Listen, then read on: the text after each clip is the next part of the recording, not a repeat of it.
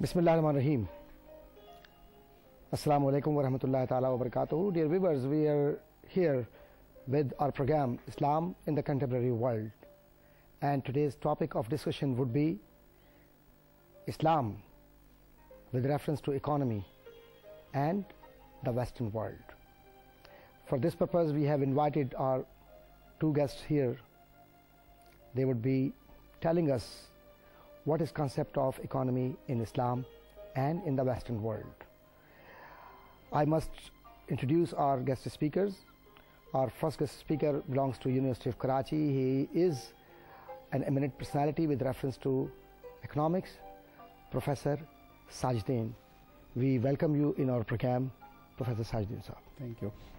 Our second guest speaker is a well-known personality with reference to Islamic economy and the Western perception of economy.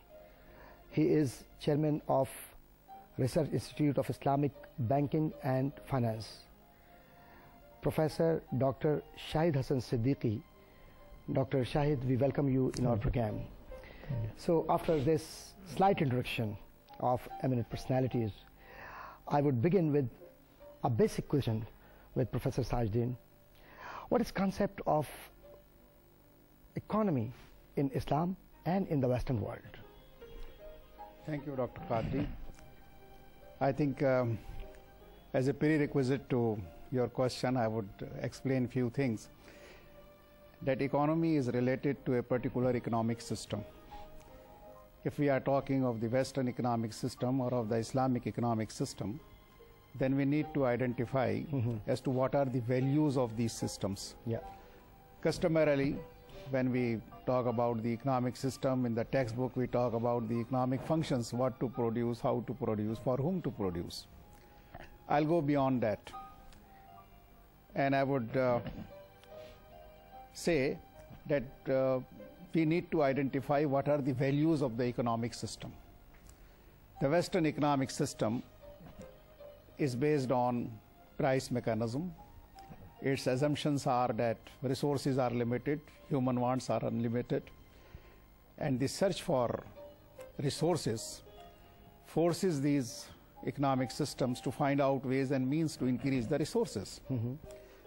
And to increase the resources, they take every step which is not in conformity with the human values. Yeah. The basic difference between the Islamic economic system and the Western economic system, as I understand, is the difference in values. The values in terms of economic system. In the Western economic system, profit maximization is considered to be the main goal. In Islam, it is not the profit maximization. So you mean what I understood, that Islamic economy allows you to go for your profit, but within certain limits. Within certain limits. And that limit is the human values. That's great. That is how we can benefit, how we can provide benevolence to the society at large. So the fundamental difference is that on the one hand we have materialism, and on the other hand we have a combination of materialism and spiritualism. So the major factor of your message is that spirituality belongs to religion, and while we talk of Islam, it means that an individual who is involved in business, in trade, or any sort of economy, or money gain, or money investment in the community for the gain of profit, so there must be some rules which are in the light of Quran and Sunnah. That's right. That's right. But you know, in the capitalist system, when we are in search of resources, and that is what Karl Marx said somewhere, accumulate, that is Moses. Undoubtedly, capitalism creates profit. But there is a limit under the Islamic code. Under the Islamic code, we have limitations in consumption, we have limitations in production. Under the Islamic code, everything cannot be produced. Prohibited goods cannot be produced under the Islamic system. Money cannot be earned through, usury. Money cannot be earned through monopoly. If you see the development of capitalism, or from unfair means. And all, of course, unfair means. Much of the development that has taken place in the capitalist society is based on usury and monopoly. Dr. Shahid would agree with me that in the Western system, had there been no usury, had there been no monopoly, situation of unequal distribution of income would not have risen. One fundamental problem that the Western society is facing today is unequal distribution. And that is the main cause of frustration. That is the main cause of creating so many problems in the world. The socio-economic problems have their root in income distribution. So under the Islamic economic system, we have a model of a more equitable income distribution. Yeah, this is really a comprehensive explanation of Islamic and Western economy. So we have Professor Dr. Shahid. He's with us, and I think when you contribute your articles in newspapers, while you appear before the people, so what kind of imagination do you have in your mind or thought to convey that this is a great difference between Islamic and the Western economic system? So could you present your viewpoint before our viewers? Thank you, Dr. Qadri. Islam is against all forms of exploitation and injustices and pleads an economic system that aims to secure extensive socio-economic justice. And the concept is that the absolute ownership rests with the Almighty Allah. And as human beings, we are the trustees and agents. Exactly. And this applies to corporate entities and the state. So if the owner is Allah, then in earning and in spending, we have to take the guidance and the instructions of the Allah subhanahu wa ta'ala. I have come across over 300 verses in Holy Quran, over 300, which talk about economy and finance, instructions, guidelines, motivations. Even financial support. Financial support is... financial support, zakat, sadaqat and khairat is a pillar. And in my opinion, my humble opinion, if the institution of zakat in the Islamic world is properly instituted, then this is the best way. I can quote an example. Say in Pakistan, people pay about 150 billion rupees per year as zakat, sadaqat and khairat. But mostly it is going to the people, needy people, without creating a job for them. So what is needed is, suppose in Pakistan, I just give you an example, 24,800, almost 25,000 or so. They, borrowers in Pakistan, have been allowed financing of 2,250 billion rupees. If only 15% of this amount is allowed by the microfinance institutions and by the commercial banks.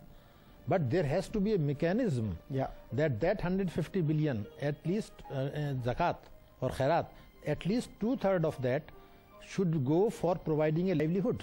Dr. Siddiqui Saab, while I go through the pages of Islamic financial system, from the period of Holy Prophet Muhammad to the period of Khulafai Rashidin, the 4 vicegerents and representative of Islamic convention and traditions, Hazrat Umar Farooq radiyallahu ta'ala anhu, he introduced banking system, and there was a comprehensive division of wealth and distribution of power through financial check and balance, and everybody who used to live in the territory of Islamic State, he was given an opportunity, equal share, equal freedom to go for their free business, free trade, but subject to his intention.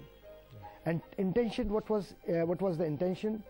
It was not a force upon an individual to give your particular money to any particular institution. No, it was a volunteer inside feelings that zakat must be paid because I have earned this from the community, and Allah subhanahu wa ta'ala is there who looks at my inner feelings or my intention.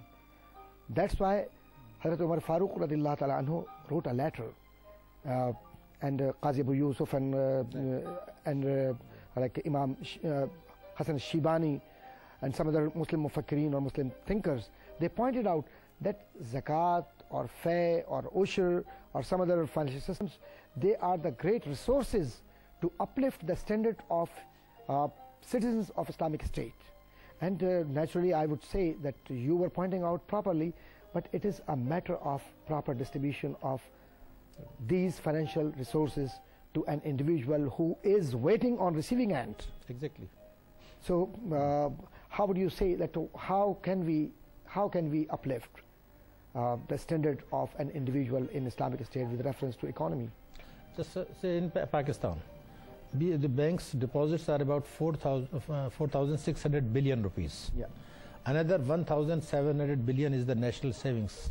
Yeah, and now, dear viewers, it is very interesting to know about Islamic economy and the Western economy, and it is a sort of comparative studies, but it is not to know that we are going to prove that this is superior or this is inferior. Actually, hikmat or the wisdom is a true trust of Muslim Ummah in the world. Whatever is good, we must get it, we must grab it, because this is hikmah. We will be back soon, but right now we are going for a short break.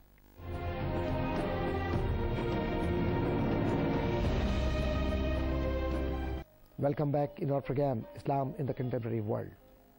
Today's discussion is very important because we are dealing with different issues of economy, and economy is a backbone of every nation. Dr. Siddiqui, you were talking about Islamic economy and about some other cultural economies. So would you kindly go for that, please? Yeah. In this context, the greatest challenge the world is facing the poverty and the hunger. These so-called Millennium Development Goals, they have evaporated. Now the time has come to realize that what is the most effective way of controlling poverty and unemployment. And Islam provides a solution. The solution is that everybody is required to pay a certain percentage of his nisab. Yeah.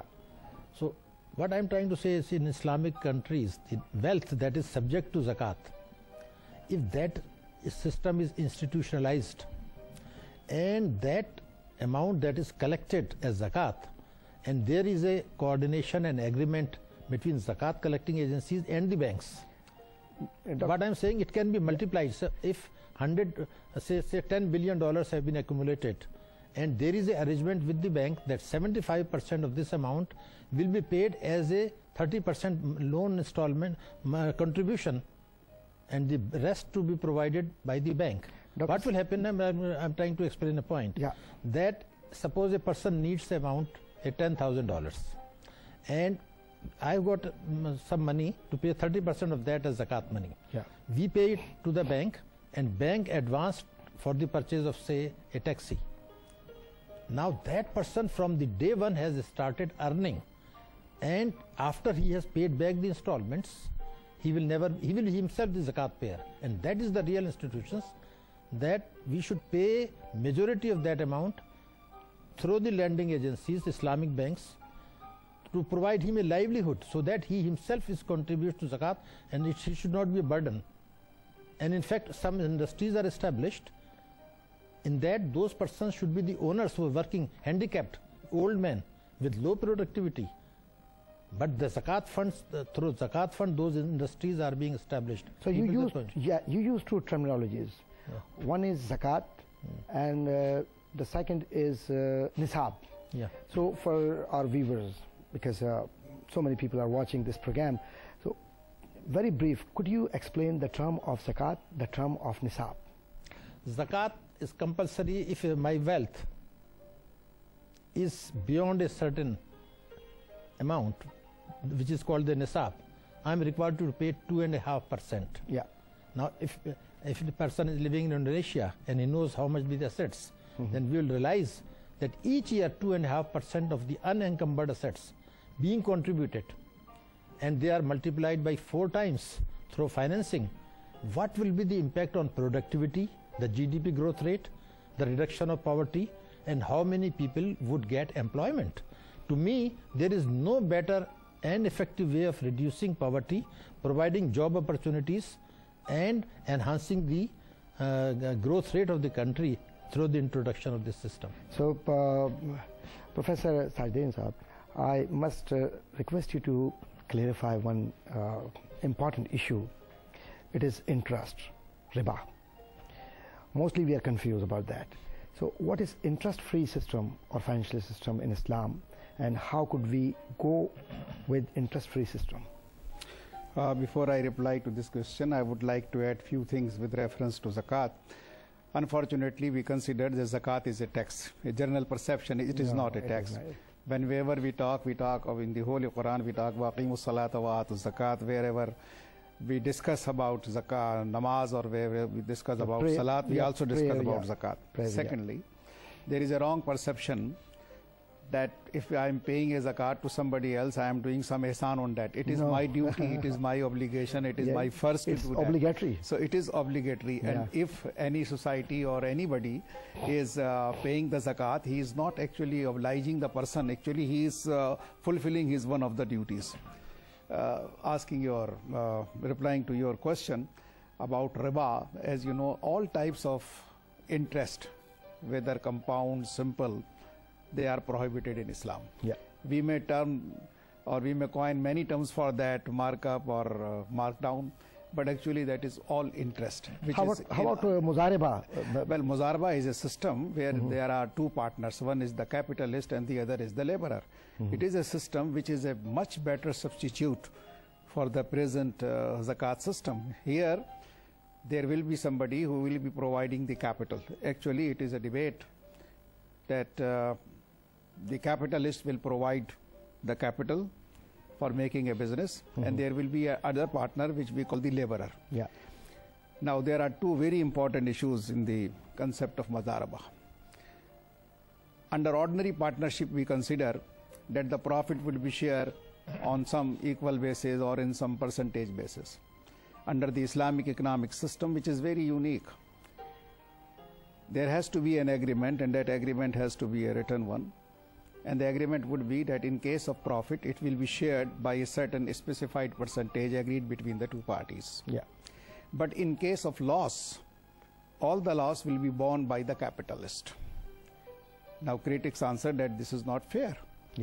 Our reply to that is, number one, these two factors of production, labor and capital, we are not talking of land, we are not talking of management, but simply if we take that there are two factors of production, land and labor, capital and labor, the ability of a capitalist is definitely much stronger in terms of finance as the ability of a laborer. Laborer is a weak partner, capitalist is a strong partner. Therefore, if there is a loss, the capitalist has the ability to bear the loss, whereas the laborer does not have the ability to bear the loss. Secondly, Islam is not in line with the capitalist system. It's a wrong conception that many things we consider, for example, market economy, or we consider that under the Islamic economic system it is justified to earn. That's true, we can earn through the legal means, but Islam by its very nature is not a capitalist economic system. It's a humanist system. It recognizes the values of the laborer, and therefore if there is a loss, the laborer will not be responsible for that. And that is why under the Islamic economic system, a parity is maintained between the labor and the capital, and the labor is expected to work hard with the capital, and the capitalist is supposed to give the labor a proper share. One fundamental question that need to be addressed, that why it has happened in the Western world, why there is a frustration.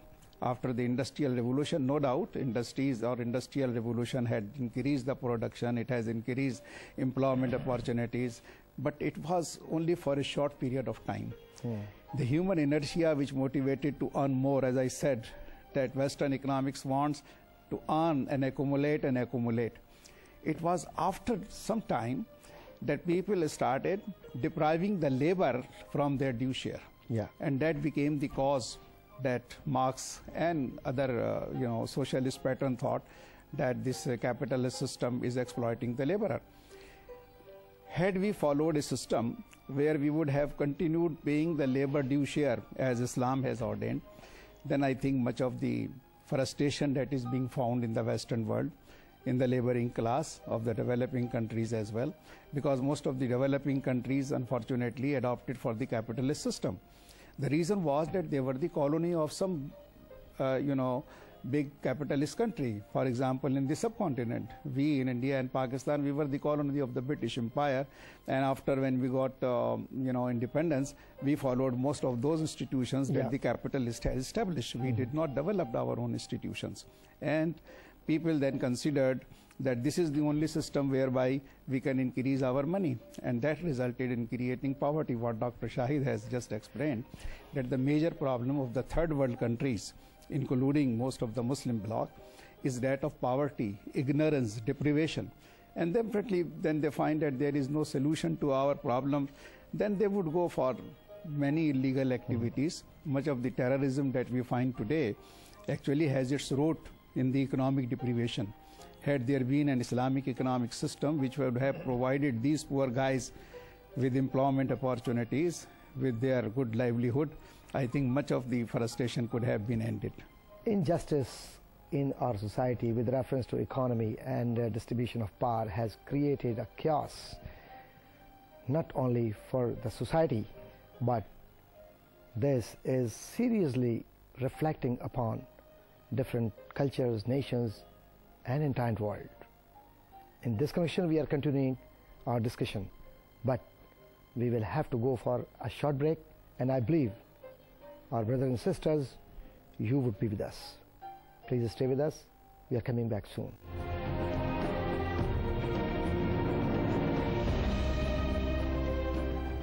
Welcome back in our program Islam in the Contemporary World, and we are discussing about economy. So, Dr. Siddiqui, how would you present a comprehensive plan of action to upgrade Muslim Ummah's economy? Actually, Almighty Allah has blessed the Islamic world with tremendous resources, both material and human. Alhamdulillah. Alhamdulillah. God has been kind. Now, we find that about 23% of the area is with the Muslim countries, with almost the same percentage as population. Then 70% of the oil and gas reserves are with the Islamic world. And we also find that from a strategic location, from defense and trading point of view, that is also points in the Islamic world. But then we find that the share of the GDP of the Islamic countries is only about 6%, as against 22% of the population. We also find that Islamic world is contributing hardly about less than 1% of the GDP in research and development. Then we also find that about $1 trillion external loans of Islamic countries they have taken from international financial institutions or other non-Muslim countries.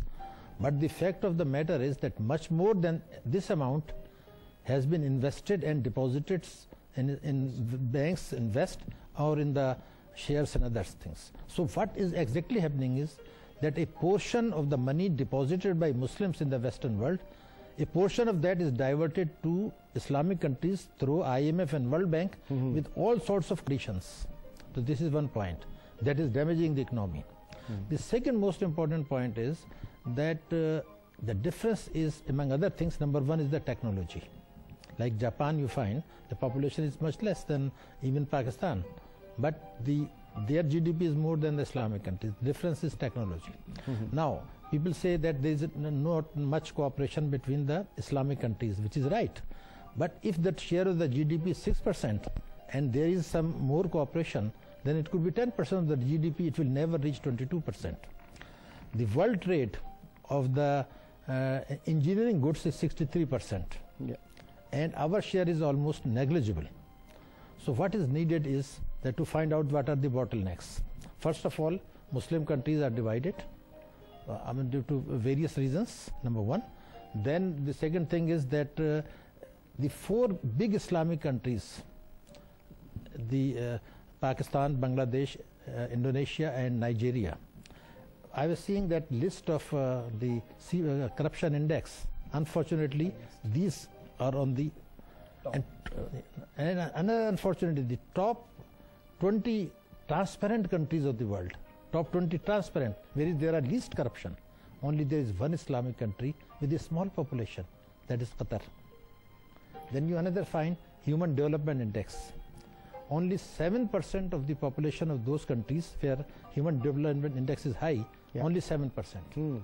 That means, number one, we have to go for research and development, more cooperation with the Islamic banks or Islamic countries, and you just see what has been said in the last 5-10 years in the khutbah and the Arafat. They have been talking that the resources of the Muslim world should be utilized for the betterment of the Muslim world. So what is needed is, with tremendous resources, I think an action plan should have been drawn by the Islamic Chamber for trade, for the OIC and its various organizations, the research organization. But Muslim countries, about 13% of the trade is among themselves, 87%.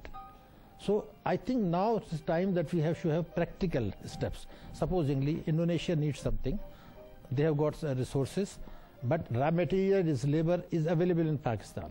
Similarly, Islamic countries should identify the projects, which country has technology and money, and another country has the raw material and resources. They should invest in that country and import it from there.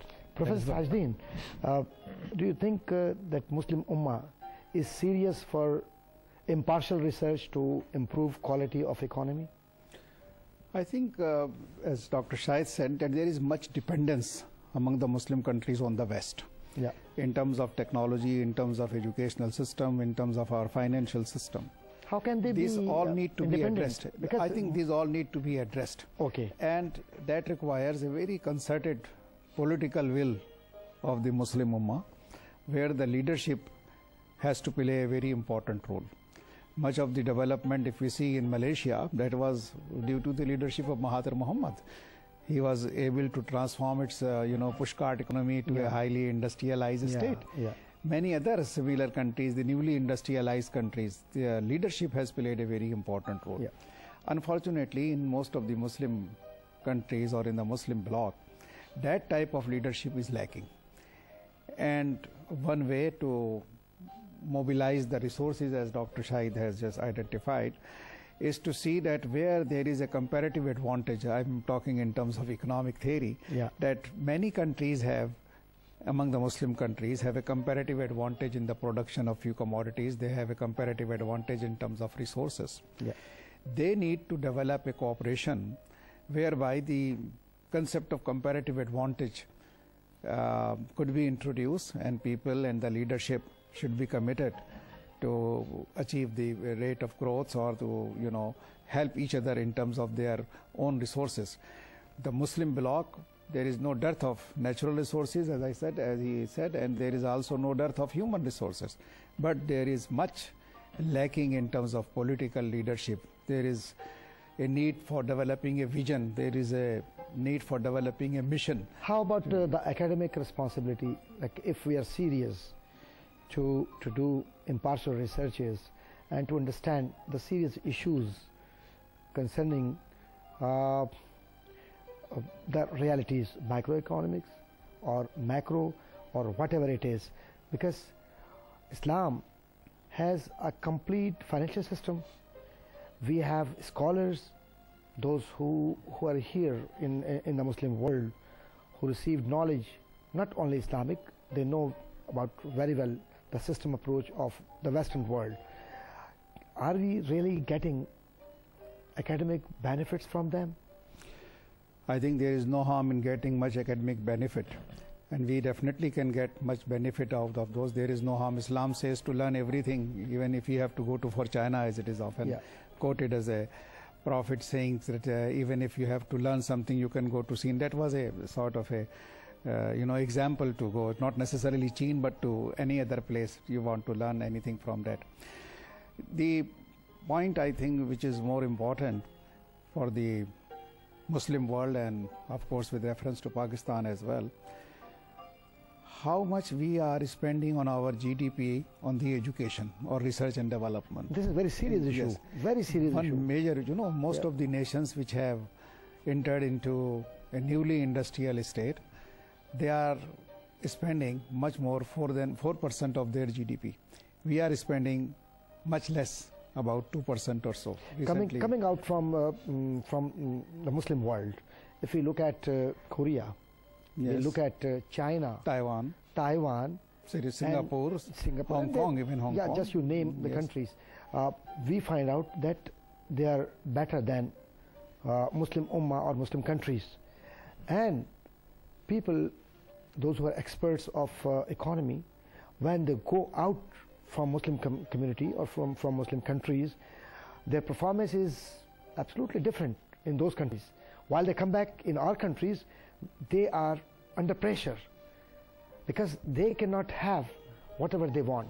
So scholars, if like to me, that the main or the big backbone of the community is a scholar. While his mind dies, your whole nation is destroyed.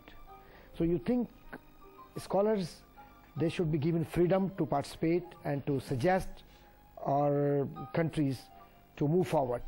I think definitely this is very important, as he has covered under the name of research and development. Yeah. Scholars have to play. One important thing that I often consider with reference to most of the developing countries, there is a need to have a change mindset. Mindset needs to be changed, number one. And number two, a commitment. Under the Islamic values, our leaders are required to make a commitment. So our leaders means our community, not only particular leader. We have to be responsible for all these things. And we are responsible to improve quality of our economy, socialization, social relationship, communication, respect and honor, and upgrade the level of education in our community. We have to go for a short break, but we are continuing with our discussion, and that is about Islam, economy and the Western world. We will be up soon. Please stay with us.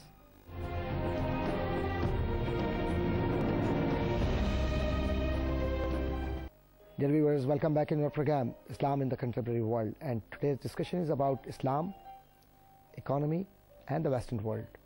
So in this reference we would like to share some other thought with Dr. Siddiqui. Dr. Siddiqui, how do you see Muslim Ummah? Do you have any hope for the betterment of Muslim Ummah with reference to economy? First of all, it is my belief that the tremendous resources we have, if we can identify in real terms what are the bottlenecks, and above that there has to be a political commitment of the leadership, and the environment has to be created in each Islamic countries that if another country wants to invest, that countries and investors could feel secure. Level of corruption, infrastructure, identification of projects, labor situation, all that, this is a must. But above all, what is needed is at the highest level, these countries should try to achieve self-sufficiency, because unless they are able to form independent policies for the betterment of their own country and for the betterment of Islamic Ummah as a whole, a major transformation in the political setup and understanding independent views, that is a prerequisite. That is not happening. Now take the example of this ECO countries, our own.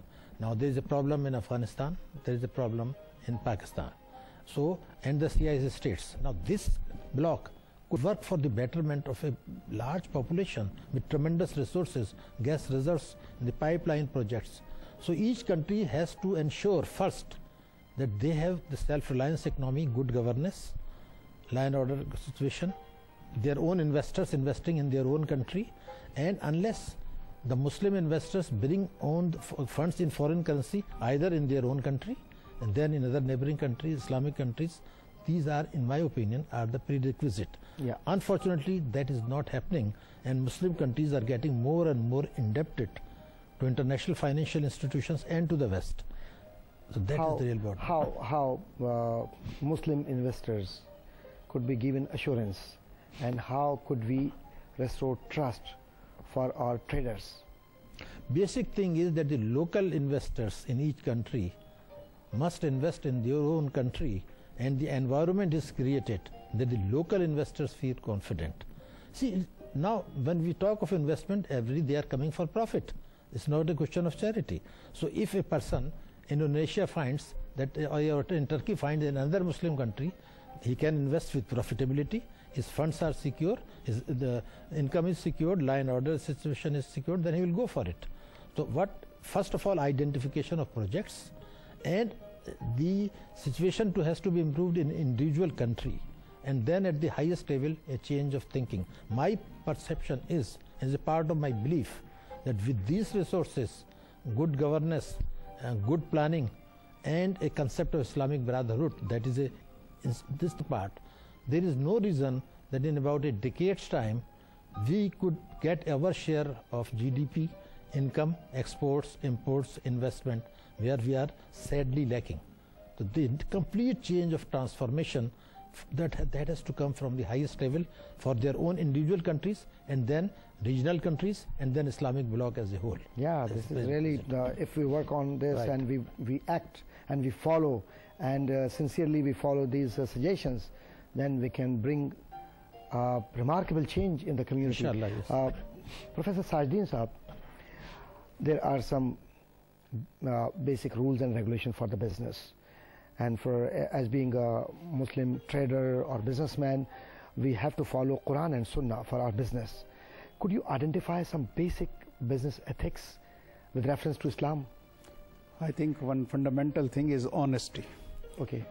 Honesty is the starting point in business. Exactly. Under the Islamic values, a person whosoever he is, if he is selling a thing and if there is a defect, he himself should identify that my product is defective, or my product has the following characteristics, and it should be in conformity what he is saying. As you know, when you are talking of the Western world, you find that there is a slogan, honesty is the best policy. Yeah. We are also pleading for that, but unfortunately, in the Muslim countries and even in our own country, we export something, we have given a sample, yeah, which is very much up to the mark, but when we send the goods, we find they are not up to the mark, up to the specification. So if you lose the credibility, in other words, you become dishonest, and that is unfortunately found in all spheres of our life. And that is one reason that people, instead of importing from you, they are importing from some certain other countries. Similarly, the labor force. There was a time in 1984-85 that Pakistan used to earn huge amount of foreign exchange by exporting the labor. But with the passage of time, the foreign countries realize that our laborers are not performing, or they are making unions, and they are doing the things which are contrary to the rules of that particular country. And now there is a shift. They are not importing labor from Pakistan now. They are importing labor from Far East Asia, which is much cheaper, much more dedicated. So again, some question is that why they are doing so? They are doing so because they are performing their duties more honestly. And unfortunately, we have lost our credibility in terms of exports as well. As I said, that whenever we send a consignment and we found that it is not up to the specimen that we had already approved, then definitely they will not import from you. So one basic question, one basic principle is honesty. Yeah. If we follow the principle of honesty, then probably our credibility in terms of business will increase. And this honesty has to be followed in terms of time, in terms of money making, in terms of delivery, so on and so forth. Honesty is a very, very broad term. So honesty would create trust, your reputation, your interaction with other nations, and it would create a progressive, positive reputation outside your country. Yes. Thank you very much, Professor Sajidin, for your time and your academic discussion and contribution, and Dr. Shahid Hasan Siddiqui. Thank you. I'm really thankful on behalf of QTV. My dear viewers, thank you very much for your time, your patience, your interest, and your attachment with the program of Islam in the contemporary world. For time being, I would say, Allah Hafiz, God bless you, take care of yourself.